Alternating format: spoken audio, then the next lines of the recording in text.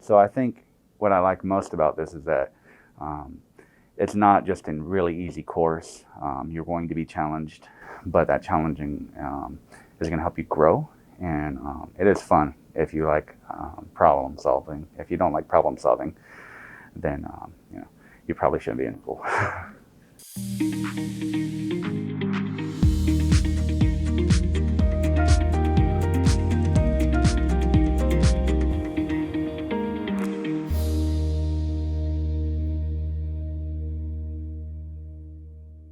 With the size of classes, I feel like it's easier to talk to my instructors.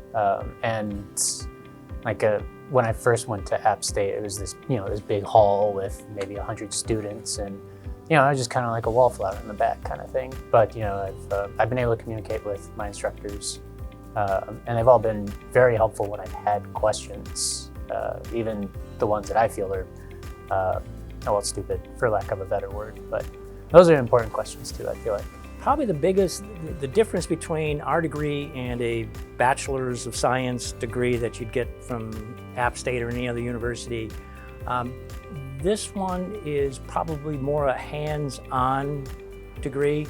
A college, four-year college, even though some of them will have hands-on programs, but for the most part, they're trying to get you to think theory and problem solving at a higher level, where we do some of that, but then it's like, okay, now I need you to actually do it.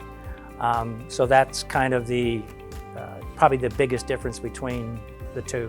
CCC&TI provides us a mechanism where we can do one of two things. We can get new employees that have very specific experience that we're looking for, IT, electrical, PLC. The college has all of those kinds of courses available. And then we also use CCC&TI to do continuing ed. As you know, IT is not a static field. It's very dynamic, so we look to CCC&TI to provide us those educational resources to keep our team members fresh and up to date on the technologies and things that are coming down the field. If we have an employee that needs some refreshing or needs some additional skills, then we look to CCC&TI to help us with that. My Java class is my favorite because I'm coding. I get to create different things in my own way and learn how to do it. In programming, in the degrees we got out now, we basically try to teach them a couple of different languages. We teach them C++ and we teach them Java.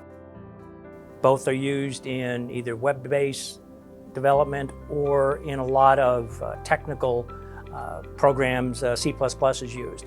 So those are the two languages that we strive with.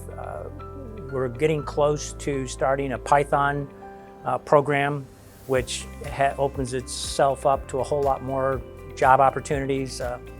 Python's like one of the top, what I see a report yesterday that it's like the top 2 in skills that employers are looking for.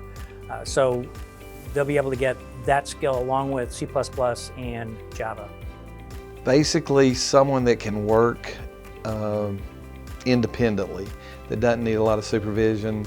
I like bringing people out of college because they don't have any bad habits yet. So you bring them on, they've got the technical knowledge, and then you bring them on to learn how we do it here. So I like a fresh person out of college. When we start offering the full-fledged Python classes, we'll probably try to move the students towards that certification, knowing that